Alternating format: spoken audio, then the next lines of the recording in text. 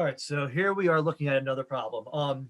You can take a second and pause and read through everything, but I'm going to go through and highlight kind of the issues. So basically, it's a company that makes milk containers. Okay, well, they make lunches, but milk containers are a part of it. Milk containers are supposed to have 128 ounces in them. Okay, you're checking for, is it in compliance, yes or no? All right, it's not giving you a direction, but more on that later. Okay, so anyway, what they do is that they do a sample of 12. All right, in that sample of 12, the average is 127.2, standard deviation of 2.1. And once again, it's checking for, is it not in compliance? It's not saying anything about, is it greater than 128 or less than 128? So let's go ahead and start setting up our test, okay?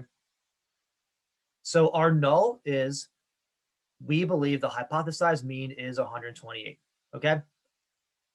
The alternate, once again, this goes back to it's not in compliance. Nothing about greater than or less than, so not equal to 128.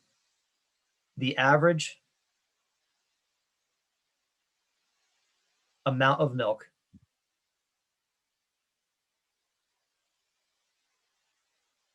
in a container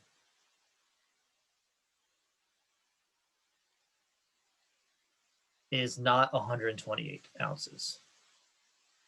All right, so there we go. We've stated our known alternate hypothesis, and we have defined our parameter of interest, okay? Next are going to be conditions, okay?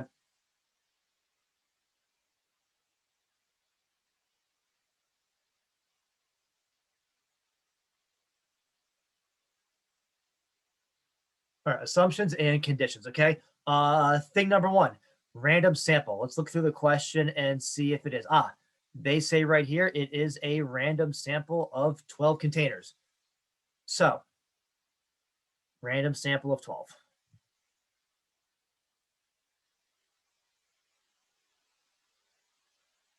All right. Next, you have to check for, is it an independent sample? So you do 10 times the 12 containers is 120. We're sampling without replacement, so we have to assume more than 120 containers. All right. As far as normality is concerned, okay, it says in the question, variability in the filling process causes the actual contents of the milk containers to be normally distributed. So they are giving it to us in the question, okay? So normality, it's stated in the question.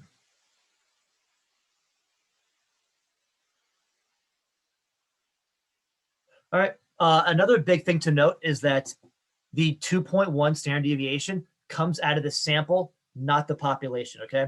So that's going to give us a one sample t-test for means, okay?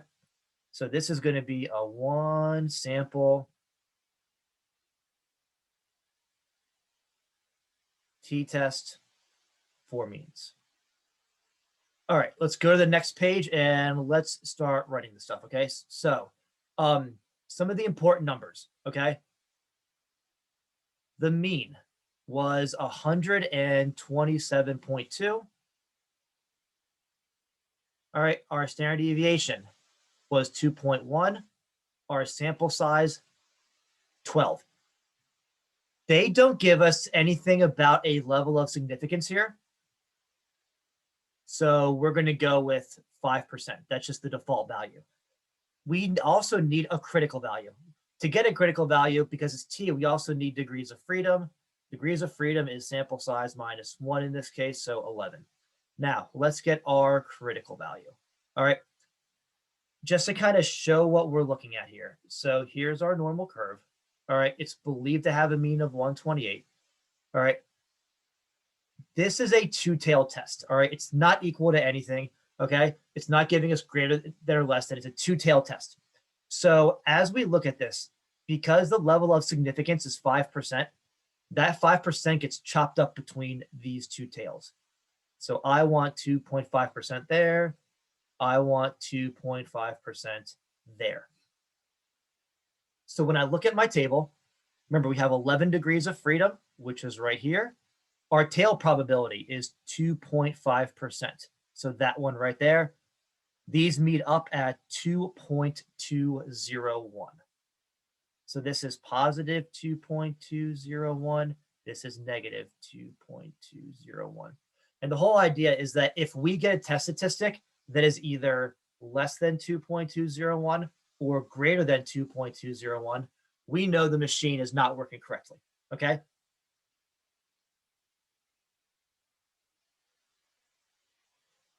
So let's get to work on it. So to get our test statistic, all right, our T is going to equal, hop back over to our formula sheet. This is all given to you on the AP exam. So standardized test statistic is statistic minus parameter divided by standard error. Standard error. Well, for one population mean down here, this is going to be our standard error. Okay, so statistic, that's your X bar, parameter, that's your mu, and then the bottom is S over square root n. So X bar minus mu over S over root n. So as we know, our X bar is 127.2. Our average is 128 over S of X is 2.1. Whoops. Over square root of 12. Now, this could get ugly. Like just, it's easy to make a mistake punching this in our calculator. So here's what we're going to do. We're going to have our calculator do the heavy lifting for us. We're just going to go over to tests, t-test. Now, we don't have the raw data in this case. We weren't given the individual data points, but we do have the statistics. So we're going to go over to stats. The mean that we're checking against, that's 128. Our X bar out of the sample is 127.2. Our standard deviation is 2.1. Our sample size is 12. We are checking for not equal to, and then go. All right, t-score of negative 1.32, which gives us a p-value of 0.213. It's going to go 0.21. All right, here's what happened. I'm going to change colors for this really quickly. Let's go blue. All right. We got a t-score of negative 1.32. All right, so that's going to put us like if the z-score, so this is, or sorry, t-score, this is the t-score, this is the mu. So a t-score of 0 represents us right on the average. We landed in between there in the rejection region. Let's just put it right here, okay? So this is where negative 1.32 would be. So because this is a two-tailed test, here's how it got the p-value. Your calculator figured out this lower area right here, but because it's a two-tailed test, it also has to take into account the upper area as well. So basically what it does is that it finds this lower area right here, takes it times 2, and that gives us our p-value of 0.21. Now, the important thing to know is that p-value of 0.21, that is greater than our level of significance, which is 0.05. So what that's telling you is that we are going to fail to reject the null hypothesis, all right? Our sample, which gave us the test statistic of negative 1.32, it is not far enough away from the mean to claim that the machine is broken, okay?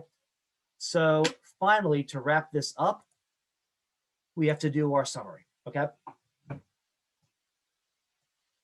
So we're going to say, based on our t-score of negative 1.32, we fail to reject the null hypothesis.